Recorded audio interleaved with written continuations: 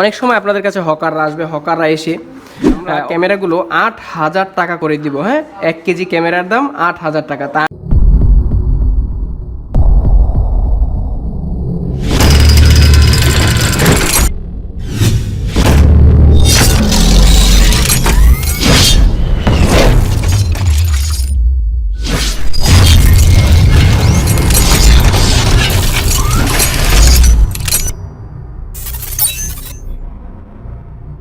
আসসালামু আলাইকুম রহমতুল্লাহি বারাকাতুহু। আশা করছি সকল জিএসএম টেকনিশিয়ান মেরে ভালো আছেন। বন্ধুরা, অনেক ধরনের অনেক টপিকে ভিডিও আমি রিসেন্টলি অনেক বেশি আপলোড করেছি, কিন্তু মাঝে মধ্যে মনে হয় একটু ডিফারেন্ট টপিকে যদি ভিডিও বানানো যায় তাহলে কেমন হয়। তো আজকে আমরা অনেক অবজারভেশন করে দেখলাম এই ক্যামেরা নিয়ে আমার এই ইউটিউব চ্যানেলে ক্যামেরা নিয়ে তেমন একটা ভালো ভিডিও নেই, যে ক্যামেরা ঘোলা অথবা ক্যামেরা আসছে না এরর এই সমস্যা নিয়ে।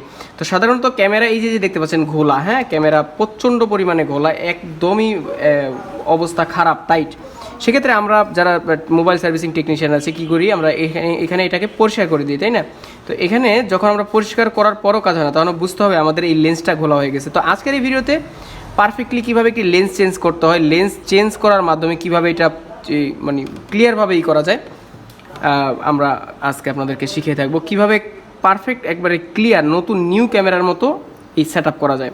সাধারণত আমাদের কাছে দেখে থাকবেন আপনারা, অনেক সময় আপনাদের কাছে হকাররা আসবে, হকাররা এসে বলে যে ভাইয়া আপনাদের কাছে কত ক্যামেরা আছে, হ্যাঁ, কত ক্যামেরা আছে। সেক্ষেত্রে আমরা ক্যামেরাগুলো ৮,০০০ টাকা করে দিব। হ্যাঁ, 1 কেজি ক্যামেরার দাম ৮,০০০ টাকা। তা আমি বলবো যে আপনারা কখনোই এই ভুল কাজটি করবেন না, অর্থাৎ আপনাদের ব্যক্তিগত ব্যাপার ক্যামেরা বিক্রি করা বা না করা। তবে আমি মনে করি ক্যামেরা সেল করলে, আপনি যদি ক্যামেরা সেল করতে যান, 1 কেজি ক্যামেরা আপনি সারা জীবনের মানে সম্বল। 1 কেজি ক্যামেরা করতে অনেক বিশাল একটা ব্যাপার। হ্যাঁ, তো এটাই হলো বিষয় যে 1 কেজি ক্যামেরা বিক্রি না করে আপনি প্রত্যেকটি এই লেন্সগুলো চেঞ্জ করে দিয়ে আপনি অনেক টাকা, অসংখ্য টাকা উপার্জন করতে পারেন। একটা ক্যামেরা সেল করে আপনি ন্যূনতম 500 থেকে 1000 টাকা, অনেক দামি দামি সেট আছে, বিল করা যায়।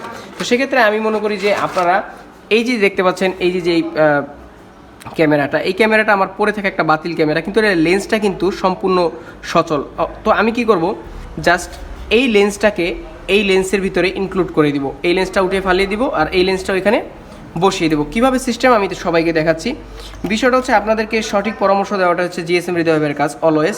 তো আপনারা যেটা করবেন, এই যে এইটা আছে, এইটাকে দেখুন, এইটার এই যে এই ঘাটটা এবং এই ঘাটটা, এই দুটো ঘাটকে যেটা করবেন, এই দুটো ঘাটের মাঝখানে রেখে এইভাবে ঘুরাবেন এটাকে। ওকে, এইভাবে স্টেপ বাই স্টেপ ঘুরাবেন।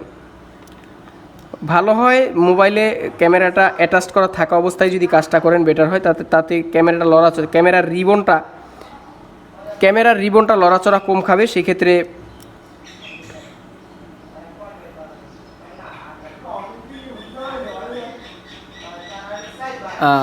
কিন্তু আপনাদের কাজটা করতে সহজ হবে। হ্যাঁ, আমি ঘুরিয়ে উঠিয়ে দেখাচ্ছি এটাকে আমরা সম্পূর্ণভাবে রিমুভ করে দেবো। ওকে, ভিডিওটি না টেনে দেখলে আমি মনে করি সম্পূর্ণ বিষয়টা বুঝতে পারবেন।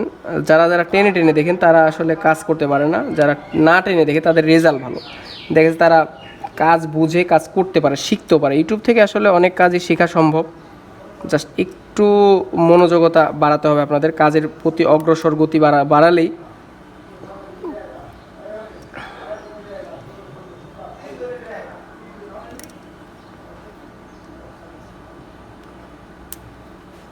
তা আমরা এইটাকে হাত দিয়ে এখন এই পেজটাকে খুলে ফেলতে পারি।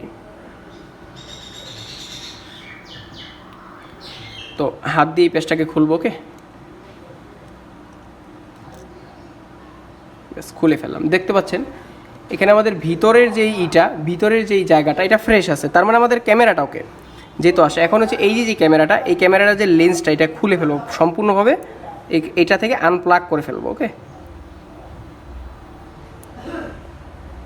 কাজ করতে পারেন এইভাবে ধরে আপনি ঘুরাতে পারেন। কিন্তু একটা বিষয় মাথায় রাখতে হবে, এটা খুলতে গিয়ে যাতে আঁচড় না লাগে। এই সোনের আঁচড় যদি লাগে এই লেন্সে, তাহলে বেশিরভাগ লেন্সগুলোই খারাপ হয়ে যায়। এই বিষয়গুলো মাথায় রেখে কাজ করলে আমি আশা করি যে ক্যামেরার কাজে সাকসেসফুল হবেন। আবার ক্যামেরার লেন্স পরিবর্তন জিনিসটা একটা আসলে ধৈর্যের বিষয়।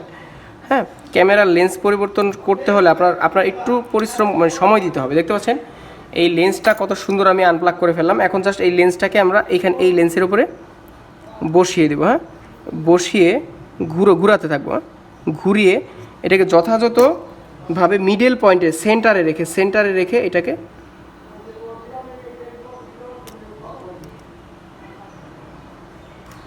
প্যাচটা ধরানোর চেষ্টা করবো। একবার যদি প্যাচটা ধরে নেয়, পরবর্তী প্যাচগুলো আপনি সহজেই দিতে পারবেন।